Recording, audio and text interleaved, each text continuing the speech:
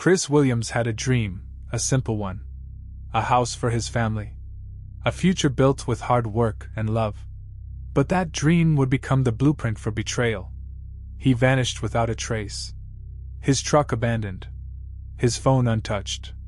No signs of struggle. No goodbyes.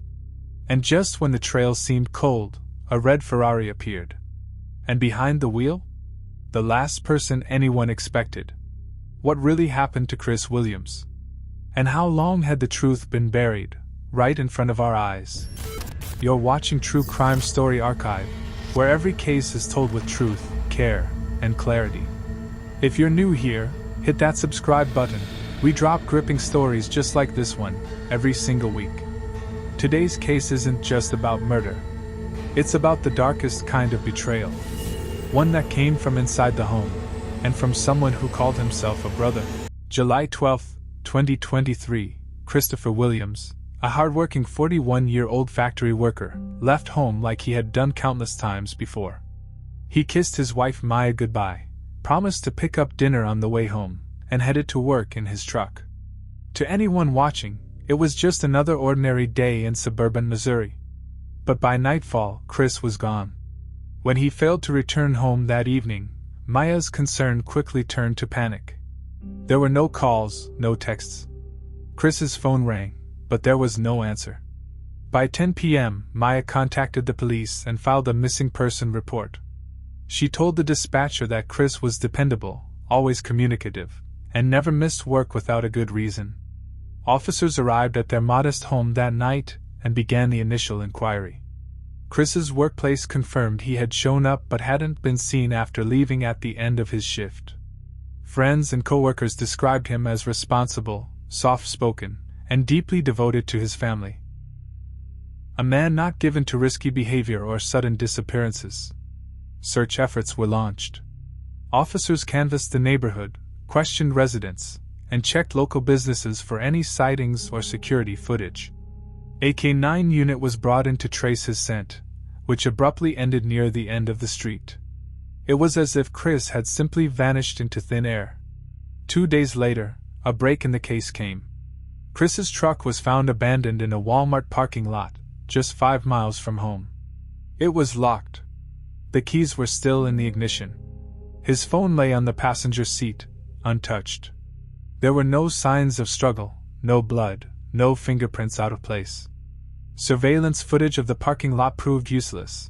It either didn't cover the vehicle or had gaps in the time frame. This discovery only deepened the mystery. Why would Chris park there and leave without his phone? Why leave his truck unlocked with the keys inside? And most hauntingly, where did he go? Before the mystery, before the disappearance, there was Chris Williams, a man many would describe as ordinary, but whose quiet devotion to family told a deeper story. Chris was born on August 3, 1981, in the heart of Missouri. He wasn't flashy. He wasn't the loudest man in the room. But he was dependable. He worked at a local factory, often picking up extra shifts without complaint. Every hour he clocked in wasn't just a job, it was a step toward a future he was building with his wife, Maya Williams, and their children. Chris had one dream: to own a home. Not just a roof over their heads, but a space filled with love, stability, and memories. Something permanent. Something earned. Every paycheck, every overtime hour, was carefully deposited into a joint savings account, a fund he and Maya opened to make that dream come true. Friends say Chris often talked about that house. He imagined the backyard, the kitchen, the way Maya would decorate it. It wasn't just a home, it was a symbol of security, of success. Those who knew him described him as loyal, selfless, and steady. He was the type of man who showed up. For friends. For family. For his community. A man who offered help without being asked. A man whose quiet presence made others feel safe. And then there was Maya. To outsiders, Maya Williams seemed like the perfect complement to Chris. She had been raised in a modest family, and like Chris, she worked hard for everything she had. Maya was poised, intelligent, composed. She and Chris met in their early 20s at a local charity event, and something clicked. They shared dreams, values, and ambition. Together, they built a life of discipline and careful planning. Maya was the strategist, the one who kept their budget in check and steered the course toward that shared dream. But beneath Maya's composed exterior was a woman of contradictions. She kept her emotions tightly locked away. She rarely showed vulnerability. Her privacy was her armor, and over time, even those closest to her noticed something distant beneath her strength. Still, their relationship, at least on the surface, appeared unshakable. Nearly 2 decades of shared life, struggles, and triumphs. But as Chris pushed forward with their homeownership dream, few could see the cracks that were forming underneath. Maya was carrying burdens, not financial ones, but emotional ones. The life she had helped build was not enough. There was something else beneath the surface, a growing restlessness, a longing for more. And it was that hidden dissatisfaction that would eventually help unravel everything. As the weeks wore on after Chris Williams' disappearance, the case grew colder, but the questions only multiplied. For the investigators, the early signs were already troubling. Chris had left no note. No signs of depression. No indication that he would walk away from the family he loved and the dream he worked so hard to build. Then came the first true shock, and it didn't come from a police report or a piece of forensic evidence. It came from the street where Chris and Maya once lived. On September 12, 2023, 2 months after Chris vanished, neighbors saw something that didn't fit the picture of a grieving wife. Maya Williams pulled into the neighborhood behind the wheel of a brand new red Ferrari. The sleek, high-end car shimmered under the Missouri sun. Its value, well beyond what either Chris or Maya had ever appeared capable of affording, left onlookers stunned. But what shocked them even more was the man in the passenger seat, Liam Davis, Chris's best friend. To many in the neighborhood, this was beyond suspicious. Liam had been like a brother to Chris, a constant presence in their home for years. From high school days filled with basketball and brotherhood, through holidays, family dinners, and late-night hangouts, Chris and Liam were inseparable. But now, Maya and Liam weren't just together.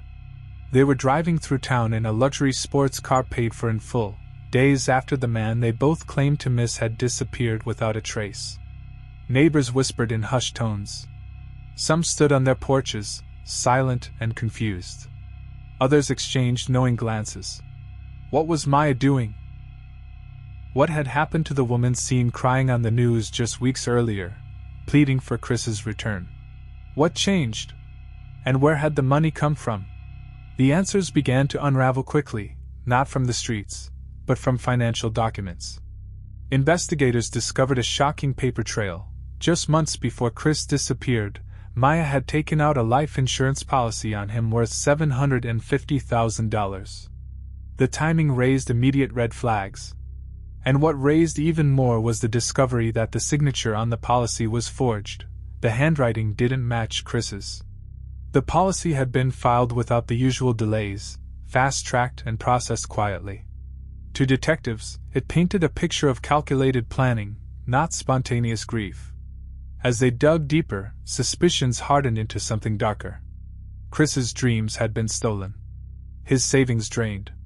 His name forged. His trust shattered. And the same people who once stood beside him, his wife and his best friend, were now entangled in a scheme that reeked of betrayal and greed. But the most chilling part: the story wasn't over. It was only just beginning to unravel. The discovery of the life insurance policy with a forged signature was more than a red flag. It was a doorway into a far more sinister plot. Investigators began to follow the money, the messages, and the movements of the two people who, by now, had become their primary suspects, Maya Williams and Liam Davis. It didn't take long for the pieces to begin falling into place. Police unearthed records of secret communications between Maya and Liam in the months leading up to Chris's disappearance. These weren't just casual exchanges. The messages followed a pattern. They were organized, calculated, and shrouded in secrecy. To the trained eyes of investigators, it looked like coordination, not coincidence. Behind closed doors, detectives began asking a chilling question: was this disappearance actually a murder? Soon, they had their answer. According to the timeline that would later be corroborated by physical evidence and a confession, Chris Williams was lured, under false pretenses, to what he believed was a job site. The opportunity was likely presented as a way to earn extra income, consistent with Chris's habit of picking up side work to help support his family. But there was no job. There was no employer waiting. There was only Liam Davis. Chris, who had trusted Liam with his secrets, his friendship, and even access to his home and family, walked right into an ambush. There were no signs of a struggle at the scene. No defensive wounds. No physical resistance. It was over in moments. Chris had been strangled, a method that left no loud gunshots, no cries for help, nothing that would draw attention. The location? A wooded lot belonging to a relative of Liam's. It was quiet, remote, and hidden from view. He was buried in a shallow grave, hastily dug in the hope that the earth would erase the crime. But it wouldn't. Because while the plan had been carefully laid, one mistake unraveled it all. An insurance claim filed before Chris's disappearance had even been classified as suspicious. The paperwork was rushed. The process was sloppy. And it triggered the suspicion of investigators who were now watching Maya and Liam closely. On October 15, 2023, armed with mounting evidence, police made their move. Maya Williams and Liam Davis were arrested in the early hours of the morning. Brought into separate rooms for questioning, they initially maintained silence. But as the hours passed, the pressure mounted, especially for Liam. Eventually, he broke. "It was Maya's idea," he confessed. "We planned it together, we needed the money." In a rushed but devastatingly detailed account, Liam described how he and Maya had spent months coordinating the murder of a man who trusted them both completely. He admitted to strangling Chris at the job site. He described the burial. And he confirmed the forged life insurance policy was part of the plan from the start. Liam even confessed that Chris never saw it coming. "He trusted me," he said. "He had no idea." The betrayal was staggering. Armed with the confession, authorities returned to the wooded lot. There, guided by Liam's testimony, they dug through the disturbed earth. They found Chris Williams's body. Dental records and physical identifiers confirmed what everyone had feared. The man who had dreamed of building a home for his family had been buried in a shallow grave by the two people he trusted most. Maya and Liam were formally charged with first-degree murder, conspiracy to commit murder, and insurance fraud. And the community that once admired their closeness was left speechless, stunned not just by the brutality of the act, but by the cold, methodical way in which it had been executed. December 15, 2023. It was a crisp winter morning in Missouri when the courtroom filled with quiet tension. The culmination of months of grief, betrayal, and painstaking investigation had led to this moment. The trial of Maya Williams and Liam Davis was over. A jury had found them guilty of first-degree murder, insurance fraud, and financial conspiracy. The community that had once watched Maya cry on television, pleading for help to find her missing husband, now sat in the gallery, silent, angry, stunned. Friends, family members, and neighbors who once stood by her side could barely look at her now. The woman they thought they knew had been exposed. And the man once known as Chris's closest friend, his brother in all but blood, had become his executioner.